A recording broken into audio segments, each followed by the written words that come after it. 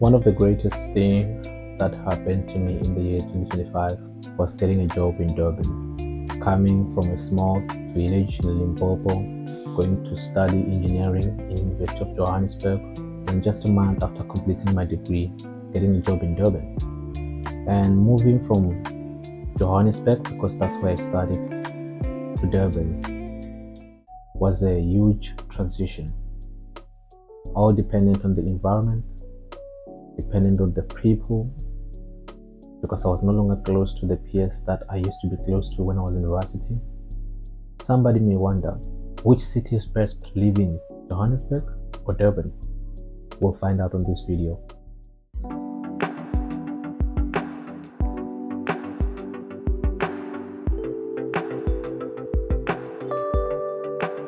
What's up, visionaries? Welcome to another episode of Daily Thoughts of a Visionary. I hope that you guys are doing good. I'm doing great too, and I'm glad to be bringing this episode to you. January 2025, I moved from Johannesburg to Durban. First month, February, because I came here around end of January. So the whole month of Feb, I was staying in a hotel which was paid by my company. And for 3 weeks within February, it was all chill. Then on the last week of February, that's where the reality of adulting kicked in. Because the moment I started hunting for apartments, I realized how expensive apartments are here in Durban. Because I wanted a one-bedroom apartment, and when I looked at the prices, I was like, if you're looking for something decent, for something nice, you have to be looking for something from 7,000 to around 7,500 for a one-bedroom apartment, something that is appealing. Whereas from 6,500 to 7,500, you can get a one-bedroom apartment, but it might not be appealing. You know what I mean? It might not be as appealing. So comparing between Joburg and here in Durban, the pricing of the apartment is not that much different, because even in Joburg, you get a one-bedroom apartment for like 6,500 to 7,000. But here is the difference. In Joburg, it's a bit easier for you to get a 6,500 apartment, which is appealing, which is nice, which looks beautiful. But here in Durban, the highest possibility is that the 6,500 apartment that you will get, which is a one bedroom, it's not gonna be appealing. The furniture is gonna be trash. Everything is just gonna be trash. Like everything is just gonna be a mess when it's 6,500. So that's where you see the value of money. So the money it might be the same, but the value that you're getting is very different. You get a better value in Johannesburg, but around here it's a bit tricky. So I wanted a one-bedroom apartment, but because of the fact that it was so expensive, I said, okay, it's fine. Let's look for a two-bedroom apartment now. So looking for a two-bedroom apartment now, see, now I have to be budgeting about 7,500 to 8,000. Like, yo. And at that time, those apartments are not even appealing. They're not even like, it's old fashioned, it's old style, most of them. And they are really expensive. Why? I don't know. I don't know why. But yeah, I hunted for the apartment on that last week of Feb. And the struggle that I had was that I came straight from varsity, and because of that, I didn't have a credit score. Like my credit score was at -1, like -1. So whenever I would do an application for apartment rental, I was getting rejected. Yeah, like yeah, the landlords and the agents and whatever, they were just rejecting me because I didn't have a credit score. And that brought me the thinking of, I read a book, Rich Dad Poor Dad, that was written by Robert Kiyosaki, and it mentioned some of those things, that it's like we are in a rat race and the system is made for us to always stay like in dirt. Like by me doing an application so that I can be able to get an apartment and I'll be paying rent, unequivocally the system is saying I must have a debt of some sort, or I must have been through a debt at one point. So it's like the system is made for us so that you can be in debt, or else some of the things you're not going to be able to do them because you're not in debt or you have never been in debt. Make me understand that. But yeah, that's it. That's fine. Fortunately, I met this other agent who recommended to me someone who owned a private property. Unfortunately, this lady is a wonderful person. I'm still staying in an apartment at this moment. So yeah, the agent referred me. I spoke to the landlord. I explained my situation, that I'm still young. I'm just 21 years old. I just came straight from varsity and I got a job here, so I need a place to stay. He said, "No, it's not a problem. Uh, you've got to pay a deposit of 8,000, as well as your monthly rental is going to be 7.5." Like, well, it's fine because this apartment is a yeah, it's appealing. I think it's enough for where I am, for my level. It's proper. I love it this way.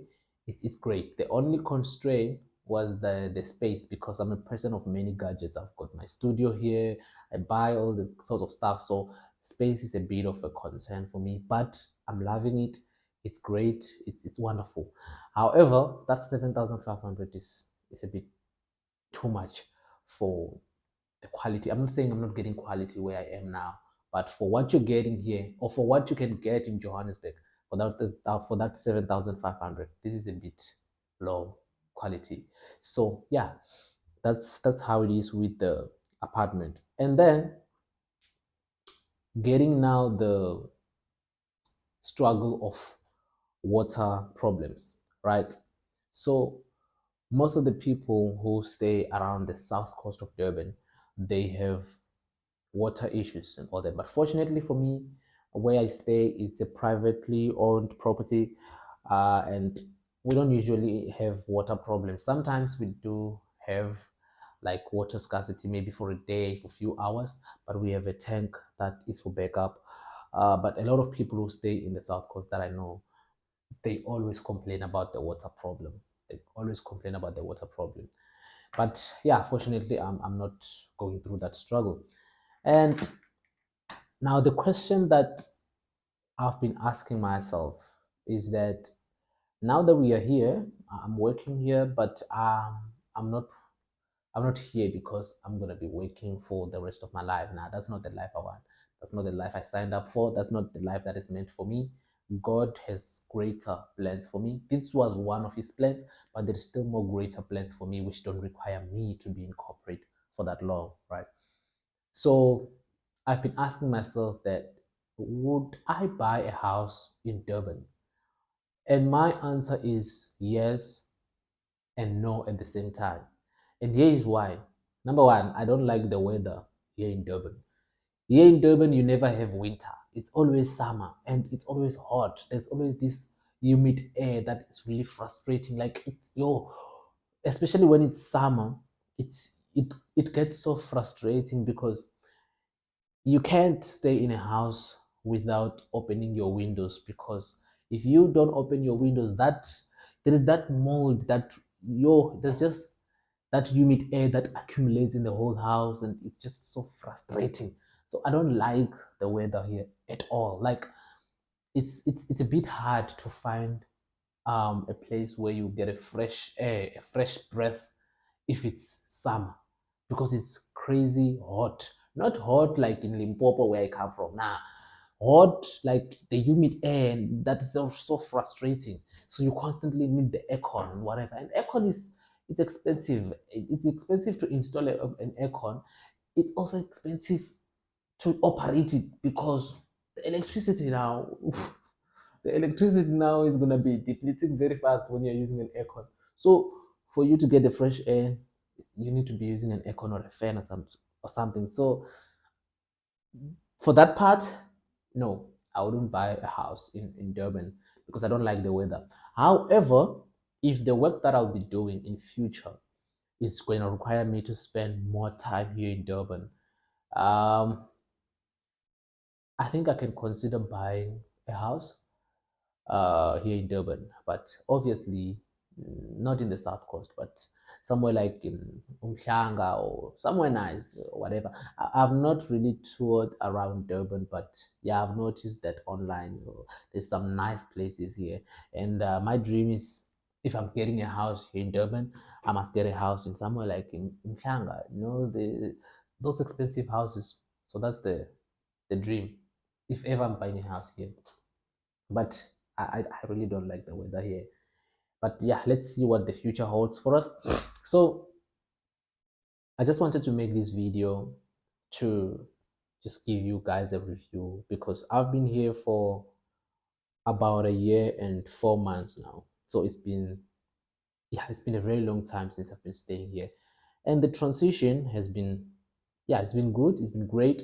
But one thing I struggled with when I moved here was the difference in how things work between Durban and Johannesburg. Because in Joburg, you're used to the fast life. Like everyone is on fast pace there. Like it's fast and furious.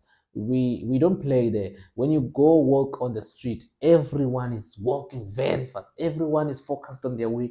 There's no greeting each other. There is no hey, Sawubona or whatever. Nah, there's no all that kind of stuff. So moving this side, it was a bit tricky, because sometimes you pass someone bazokutshela ukuthi awu kanti wendoda awubingeleli wendoda awubingeleli yini. I'm like, ubingelela, who are you, who am I, who are you for me to bingelela now? So those type of stuff. And just for the fact that where I am, um it's more chilled, it's like it's a slow pace area. Everything is chilled, everything is slow, it's quiet. So I was used to the chaotic life of Johannesburg CBD, because I studied in Johannesburg, in University of Johannesburg Doornfontein campus, and I was staying there in Doornfontein residence, in one of the residences around there. So I was used to the chaotic life. But now here we come here, it's more relaxed, it's more chilled. You go out, walk on the street, everyone is just walking, chilled. They are holding their phones in their hands, they are on their phones, stuff like that. Like, like, is this the life that I'm gonna be living now? So I had to adjust again. But for that part, I think now I've gotten used to it and I'm enjoying it more. I'm enjoying the peace. I'm enjoying the fact that I can just go out and walk with my phone, or being on my phone, or doing anything like that, and not worry about someone who's gonna come and take my phone or whatever. But yeah, I guess it's just one of those things that you adjust when you move from one place to another. So yeah, let's wait in anticipation for a better future. Um, I will most probably buy a house here in Durban one of the good days. Although I don't like the weather. But yeah, I just wanted to make this video just so that I can, make someone aware of how things are here in Durban. But out of it all, the city is nice, the city is beautiful. And one remark I can make is that it's quiet, it's nice, but if you're looking for problems or troubles, it's very easy to get it. It's very easy to get troubles here in Durban. Big troubles, big troubles. It's very easy. But if you're someone who's reserved like me, you're safe, you're good, and Durban is gonna be the best place for you ever. So yeah, see you guys on the next video. I hope this video will be useful to somebody. I don't know, but yeah, let's see how it works. So yeah, if you've watched it this far, please put a thumbs up and put down a comment of what you think about this video. And yeah, I can, one thing I've noticed is that I'm very good with taking in constructive criticism, not, you know, demeaning criticism. So I would like you guys to put down your comments of what you think about my content and what I can improve, what I can do better. Give me some recommendations, even for my next videos. Write down there what you would like me to speak about on the next episode. I would really appreciate that. And yeah, don't forget to subscribe. It means a lot to me. And yeah, by the way, we are only 18 subscribers away from getting to 500 subscribers. It's been a journey. I started this year at 269 subscribers, And at the moment I checked, I was at about 478 or something like that. Yeah, I think so.